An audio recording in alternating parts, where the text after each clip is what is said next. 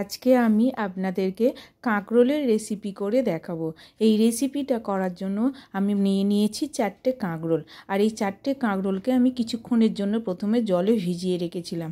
তার কারণ ওর গায়ে যে কাঁটা কাঁটা অংশগুলো থাকে ওর মধ্যে অনেক ধুলোবালি ঢুকে থাকে, তাই আমি ভালো করে জলে ধুয়ে নিয়ে তারপর কাঁকরোলগুলোকে দু টুকরো করে নিয়েছি। এরপর একটা পাত্রে জল নিয়ে বসিয়ে দিয়েছি আর এই জলের মধ্যে সব কাঁকরোলের টুকরোগুলো দিয়ে দিয়েছি।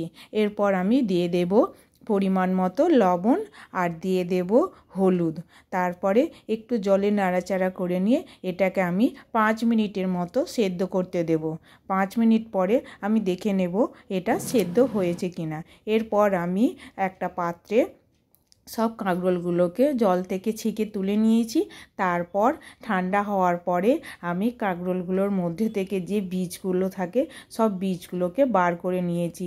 দেখুন আমি কীরকমভাবে বীজগুলো সব বার করে নিয়েছি। প্রতিটা হচ্ছে কাঁকরোলের, আর কাঁকরোলগুলোকে দেখতে কীরকম বাটি বাটি টাইপের দেখতে লাগছে।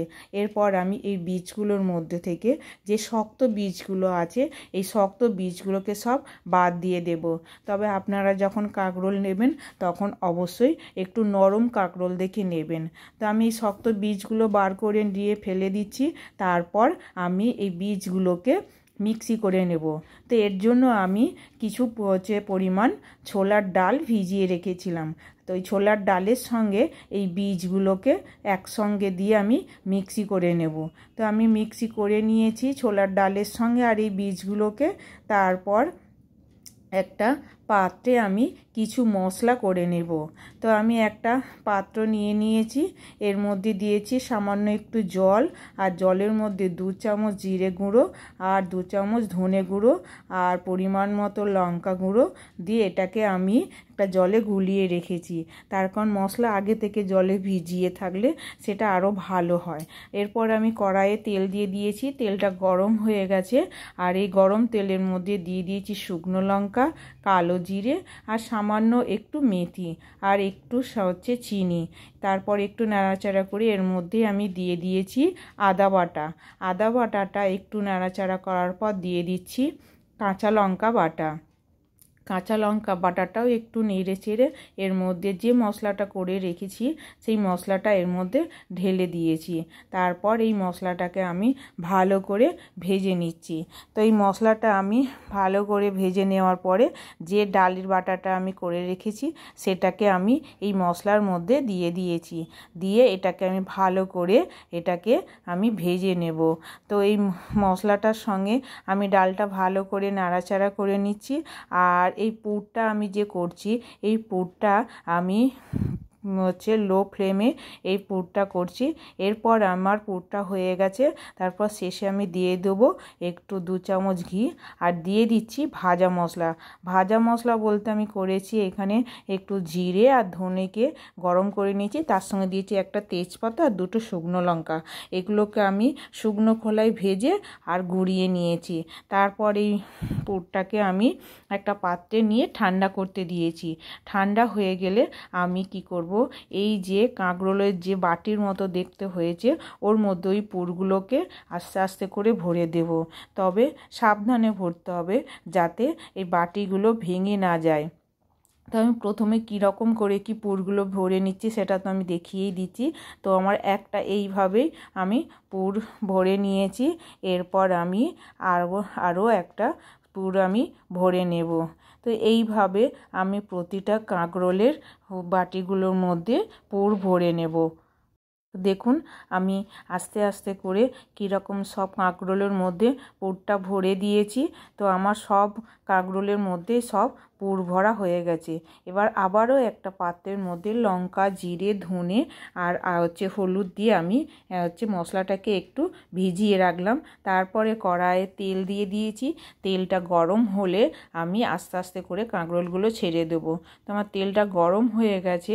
তো আমি যে দিকটায় পুর ভরে রেখেছি ওই দিকটা করে আমি আস্তে আস্তে করে কাঁকরোলগুলোকে তেলের মধ্যে ছেড়ে দিয়েছি। তো 5 মিনিট পরে এটাকে আমি উল্টে দিচ্ছি।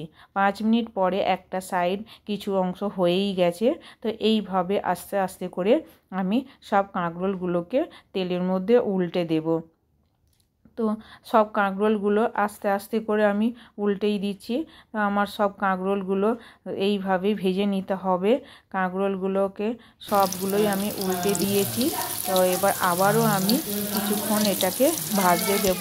তারপর আমি আবার আরেকটা সাইড আবার উলট পালট করে নেব। তো এইভাবেই উল্টে পাল্টে আমি আস্তে আস্তে করে কাঁকরোলগুলোকে ভেজে নেব। কাঁকরোলটা ভাজার সময় আমি মিডিয়াম থেকে লো ফ্লেমে কিন্তু ভেজেছি। বেশিরভাগ সময়ই আমি এটা কিন্তু লো ফ্লেমেই করে রেখেছিলাম আঁচটাকে। তো আমার কাঁকরোলগুলো ভাজা হয়ে গেছে। এবার আমি কাঁকরোলগুলোকে আস্তে আস্তে করে তুলে নেব। তো আমার আস্তে আস্তে করে কাঁকরোলগুলো আমি একটা পাত্রে সব তুলে নিচ্ছি। এইভাবেই সব কাঁকরোলগুলো আমি তুলে নিচ্ছি। এরপরে আমি আবারও গ্যাসটা অন করে ওই কড়াইয়ের মধ্যেই আমি দিয়ে দেবো একটা শুকনো লঙ্কা, আর দিয়ে দেবো একটু গোটা জিরে, আর দিয়ে দেবো একটা তেজপাতা, আর সামান্য একটু চিনি। তো চিনিটা একটু হয়ে গেলেই আমি দিয়ে দেবো একটা টমেটো কুচি। টমেটো কুচানোর পর দেওয়ার পরে আমি এতে দিয়ে দেবো পরিমাণ মতো লবণ।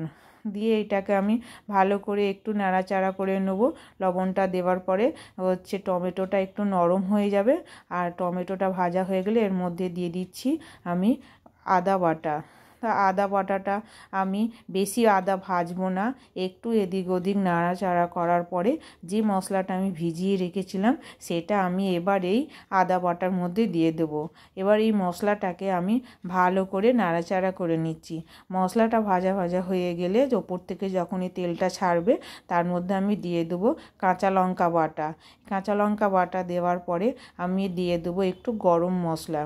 তা আমি শিলেতে পেস্ট করে নিয়েছি গরম মশলা। আপনারা চাইলে বাজার থেকে গুঁড়ো গরম মশলা কিনেও দিতে পারেন। তারপরে আমি দিয়ে দিচ্ছি দুটো কাঁচা লঙ্কা। এরপর আমি একটু উষ্ণ গরম জল এই মশলার মধ্যে ঢেলে দিচ্ছি। তো পরিমাণ মতো জলটা দেওয়ার পরে আমি জলটা মশলার সঙ্গে ভালো করে মিশিয়ে নেব। তো এটা আমি মশলার সঙ্গে মেশানোর পরে কিছুক্ষণ এটাকে জলটাকে ফুটতে দেব। তো মশলার মধ্যে যে জলটা দিয়েছি এটা আমার জলটা ফুটে গেছে। তো এরপরে ফোটার পরে আমি দিয়ে দেব একে একে করে কাঁকরোল। তো কাঁকরোলগুলোকে আবারও ওই মশলার দিক করে পুরের দিক করেই আমি উল্টে এই ঝোলটার মধ্যে দিয়ে দিচ্ছি। তো প্রতিটা কাঁকরোল আমি এই রকম করেই দিয়ে দেবো। আবারও আমি 5 মিনিট এটাকে এর মধ্যেই ফুটতে দেব। তারপরে আবার এটাকে আরেক সাইড আমি উল্টে দেব। তো এই উল্টানোর পরে আস্তে আস্তে করে 5 মিনিট করে আমি আবার রেখে দেব।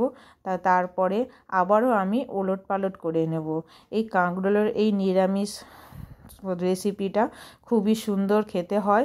আর কাঁকরোল বাজার থেকে আনার পরে ওই ভাজা দম ছাড়া আমরা যেন কিছু ভাবতে পারি না যে কাঁকরোল দিয়ে কী করা যায়। তাই আমি একটু অন্য রকম করে এই কাঁকরোলের রেসিপিটা করে দেখালাম। যদি আপনাদের মনে ভালো লাগে বা আপনারা বাড়িতে করে খেয়ে দেখবেন, যদি ভালো লাগে তাহলে একটা কমেন্ট আর একটা লাইক অবশ্যই দেবেন। তারপর আমি দিয়ে দিয়েছি 2 চামচ ঘি, আর দিয়ে দিচ্ছি ভাজা মশলা। তো কি ভাজা মশলা আমি করেছি আগেই তোমাদের বলে দিয়েছি। তো এইভাবেই আমার এই রেসিপিটা আমি করে নিয়েছি। দেখুন একটু অন্যরকম স্টাইলের আমি এই রেসিপিটা করেছি। অবশ্যই আমাদের তো খুবই ভালো লেগেছে, তবে আমারও মনে হয় তোমাদেরও খুব ভালো লাগবে।